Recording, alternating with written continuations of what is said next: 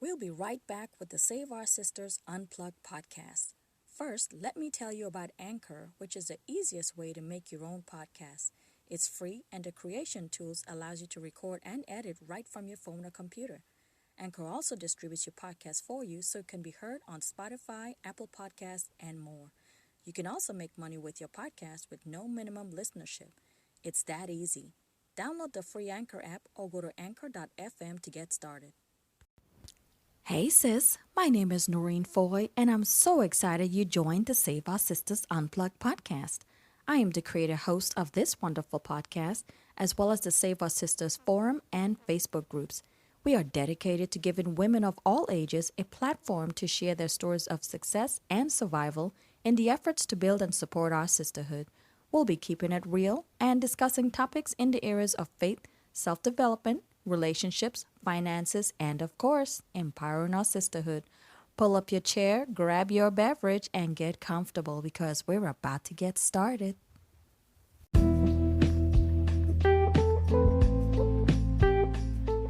Hey guys, welcome to another episode of the Save Our Sisters Unplugged podcast. Today, I would like to talk about rejection. I know it's not a very popular topic, but it is most definitely a thing, okay? We have all been rejected in some way, shape, or form. Rejection is the act of not accepting or refusing to grant recognition or acceptance, to discard a person as worthless. Yikes. Now, of course, everyone loves to be accepted in some form, so to be rejected, it is really hard not to take that personally. Now, get this. I have recently learned that there have been studies that state that the same areas of our brain becomes activated when we experience rejection, just as we experience physical pain. So when we're experiencing these moments of rejection, it equally feels bad internally as if someone had just cut us with a knife. Can you believe it? I never heard this before.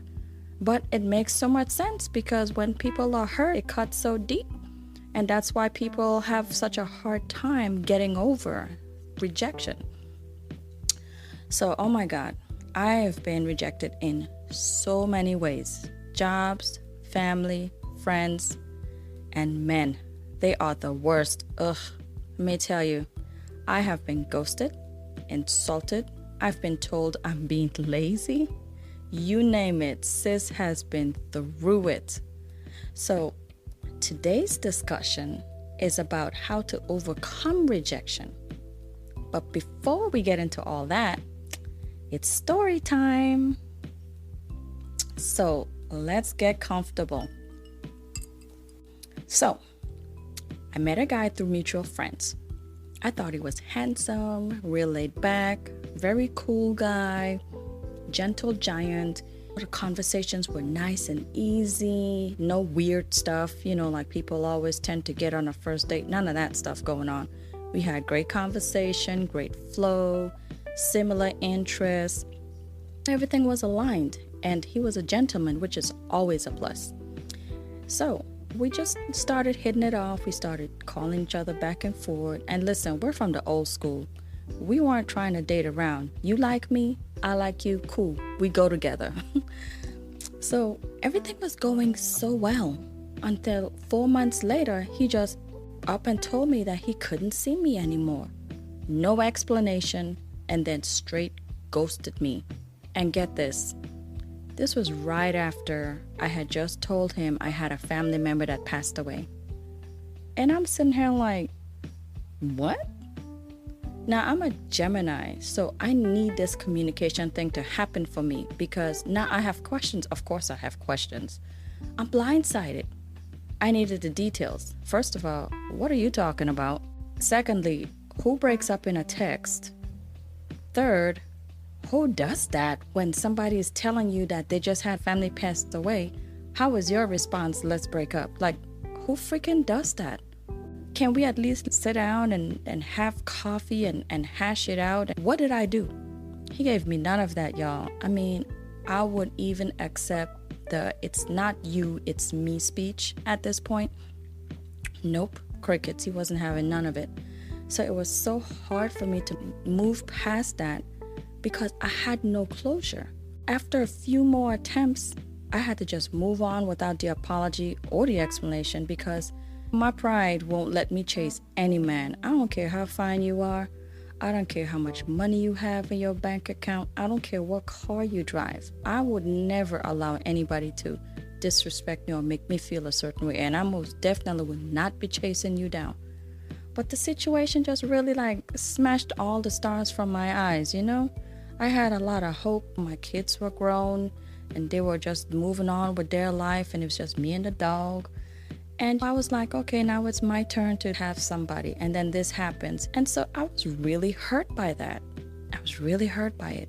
My ego was hurt. I was like, who do you think you are? You broke up with me? Do you know who I am? I do the dumping around here. I do the dumping around here. Y'all, sis was pissed. I was starting to even put it all on me.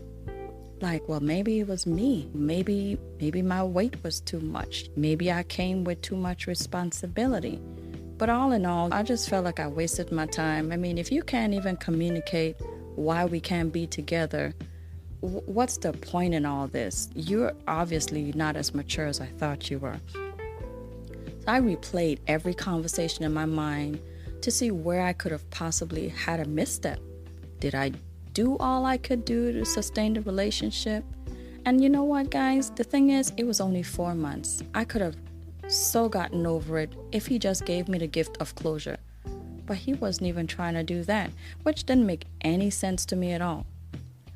I'm a huge energy person, and so I just matched his energy and just set myself on a path to healing. But let me give you the timeline. So we got together in March. We broke up at the end of July. I went on in my life. And then right when I'm just like, okay, I'm okay with this. I guess I'm alone again. I'm trying to build up, the momentum to say, okay, let me start maybe trying to go date again.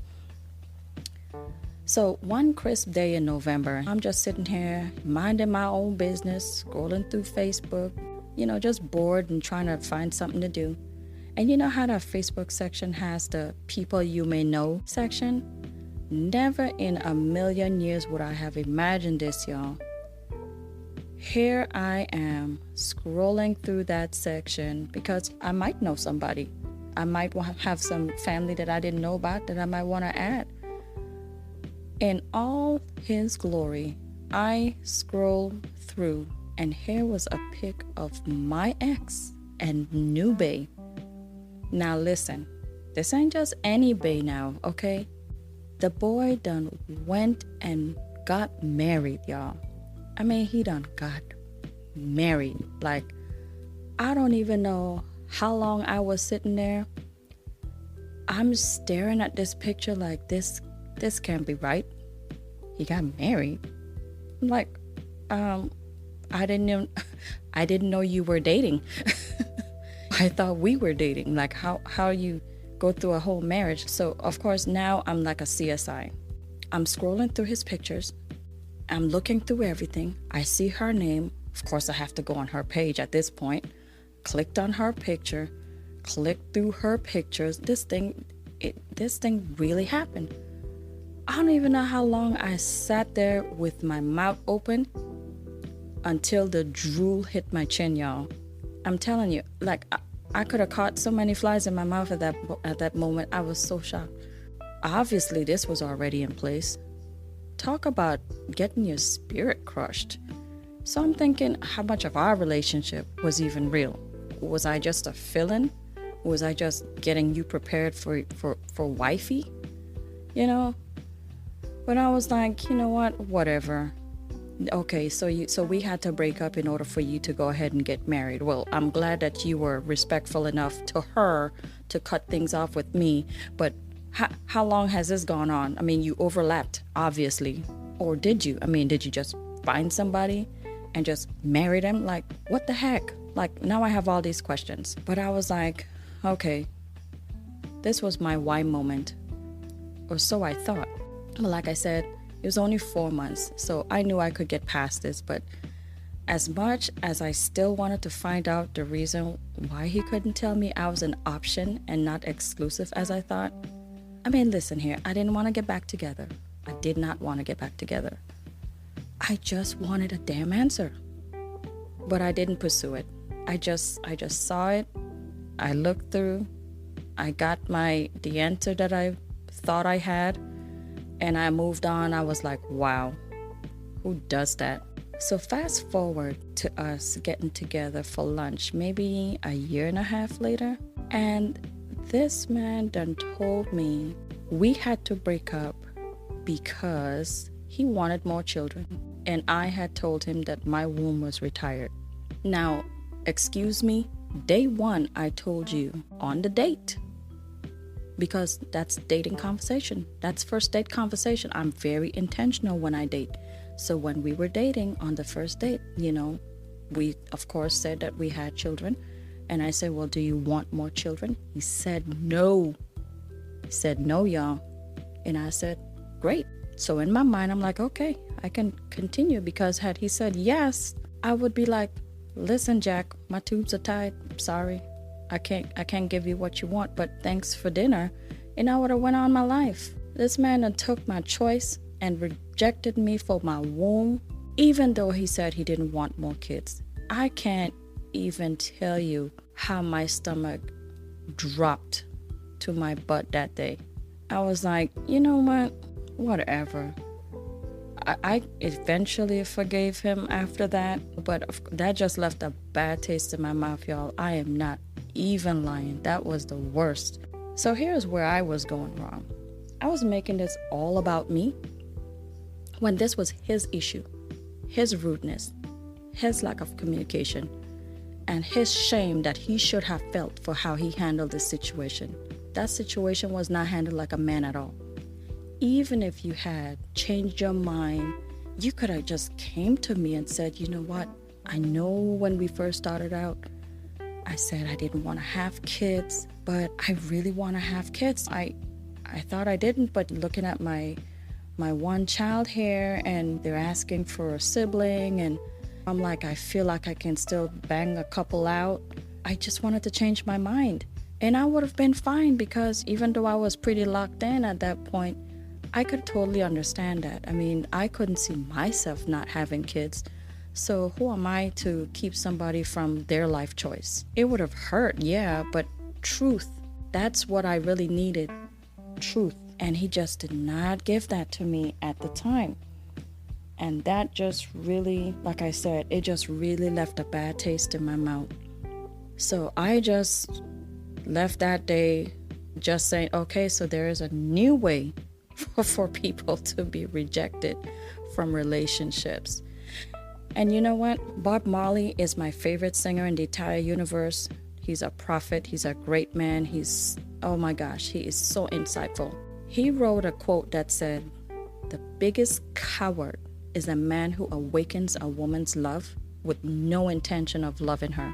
That quote is so fitting for this situation, because the rejection from this was so huge, and it took me to a place like I never thought I would go. My soul was tied. But you know what? I just had to thank God for at least getting me through that situation. That was not the person that I was supposed to be with. So I needed to go through that to at least maybe give me some hope that there are some men out there, but this one was a wolf in sheep's clothing. I cannot stand people that just can't tell simple truths. But I got over it. And like I said, God put the right man in my life, because now I'm married. When I don't have any of that, and although I deal with some hard truths sometimes, I would prefer that. I would prefer that for someone to come into my life and play all these stupid games in their 40s, no less, and awaken my love with no intention of loving me the right way. So I really appreciate him coming into my life. So that was that. So being rejected in relationships, it may be one of the most popular scenarios, but there's also being rejected by family, That's also at the top of the list because I'm quite sure there's a lot of people that have been rejected by their family, whether it's they've been put up for adoption, or maybe they weren't ready and they had to give the kid up to mom, and now you have all these Medias raising children or grandmas raising children. Sometimes strangers even treat you better than your own family. They'll take you in first before a family member would even take you in. And sometimes with your family, you may want to try to fix it, to try and overcome the rejection you feel, but sometimes it seems like the more they reject you, the more you want them to love you, which is kind of crazy, but that just turns out becoming more toxic. And you can only control how you react to the situation, not the other person. So universal rejections, you apply for all these colleges and then they say, oh, we're so sorry, we regret to inform you that we cannot offer you this scholarship, or regret to inform you that we cannot grant you a place in this school at this time. So university rejections or job offers sting just as badly as they do with relationships. But we can't let it take us over the edge. We must find ways to process it and move forward in a positive way. And what I do when I'm going into any type of a situation where I can be accepted or rejected, I prepare for the no. I hope for the yes, but I go in with the mindset that, okay, if they say no, then this is my plan B, okay? So perception determines the outcome. Some folks don't care if they're rejected. It may be an uphill battle depending on macro or micro rejection, but rejecting someone is the action. The state of being rejected is a choice. You can't give someone so much power over your emotions to reject you and you accept it because that's how they feel. You get to decide if you want to feel rejected or not. And when you allow yourself to be rejected, that's when you get sucked into all the emotions surrounding that. So here's some tools to overcome some rejection. First, you want to acknowledge the rejection. Okay? You can't act like it doesn't happen. You can't just be like a stalker person. Oh, they said no, but they really meant yes. No, no means no. Then you want to sit with it. Be aware of your emotions and journal them if necessary. Write them down. Sometimes when you write things down, it helps you to process it better. Know your self-worth and be proud of who you are. And after you have your pity party, clean up your party room, okay? Don't sit and wallow in it. Don't let it consume you. You can't let it grow and take your power, all right? You have to find a way to just process it. Limit your negative thinking. Don't go off the deep end thinking, oh, well, if they don't want me, then nobody else will want me. No, some people go through life with 30 no's and get one yes, and that one yes is exactly what they needed. Okay? Focus on your self-care. Always keep that at the forefront. Just because you got rejected in some way, shape, or form, it doesn't mean that you should let it just break your spirit. Still continue to give yourself positive affirmations. Still continue to be your biggest cheerleader. Reframe your rejection as something positive. Sometimes rejection is the universe saving you from something you absolutely did not need. And how many times have we had that? And finally, learn from your rejection. That is a big deal. That is huge. This is the crux of everything. You have to learn from your rejection, because when you get rejected, you have to assess the situation, look at all the details of it, regroup, and then start again. Okay?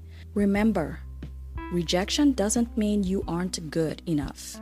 It means the other person failed to notice what you have to offer. Well, that's all I got for you, sis. Until next time.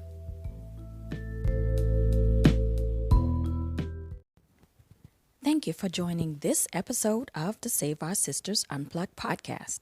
Hopefully you found it to be inspiring and you've received great information you can use in your daily life. If you've enjoyed this episode, please show your sis some love by subscribing on Anchor, Stitcher, Spotify, Google, and Apple Podcasts. If you're listening on Apple Podcasts, please don't forget to rate and review. We're on Instagram at SaveOurSisters_2020 and check out our YouTube page. If you would like to continue the conversation, join our Save Our Sisters group on Facebook. Until next time, sis, and remember to love yourself.